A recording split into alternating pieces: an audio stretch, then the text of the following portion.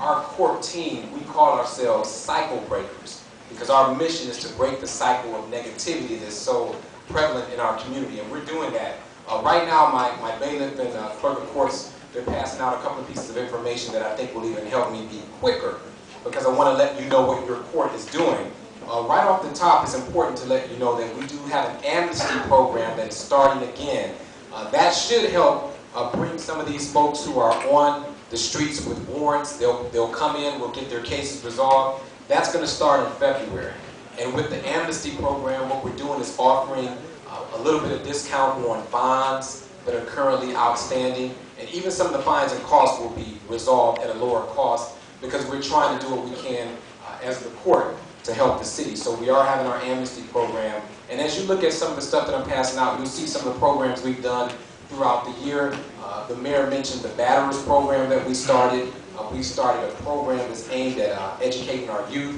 In fact, we are working with Shaw High School weekly, every week. One of our staff is in the high school, and myself included, to work with our young people to keep them from making the mistakes that get them in the legal system. So your court is very busy.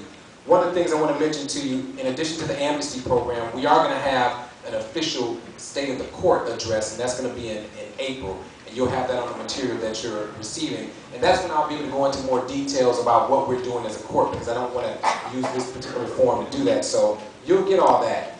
But what's important for me to make known is the connection to what was said this evening and the court.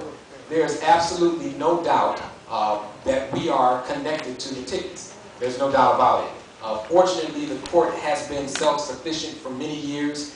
When I came in, I've continued with that. So right now, we are no burden. We actually, we bring in a little bit more than we use than what's required to operate the court. But there is a connection between what the police officers do and what's necessary to run the courts. And I'm really in a unique position as judge, whereas I receive a lot of the affidavits that deal with the arrests that take place on a nightly or daily basis. So I see firsthand some of the crime that's taking place in our community, and it is alarming, and it is something that we need to get under control. So we do need a strong police force, and there's no doubt about that. And one other thing I'll mention before I close. Some of you took advantage of a program we had a little while ago where we helped with snow removal. There was the opportunity for you to call the court. We put your name on the list, and when that first big snowfall came, we got out there and we shoveled the snow. And I'm proud to say I shoveled some of the snow myself too. But I'll tell you this, the way that we're able to do that type of program is because we have enough people who are coming through our court who's paying their fines and costs, so that when there are people from East Cleveland who need community service because they can't pay their fines and costs, I can give them the opportunity to come to your homes, shovel your snow, pick up the garbage and things like that. So there's no doubt that there's a connection with all of this when it comes to reducing our police force and how that's going to affect the court. But I wanted to be very brief. Hopefully I've been informative. There's some information that you'll have on our court, and if you have any questions, you can always reach me. Good evening.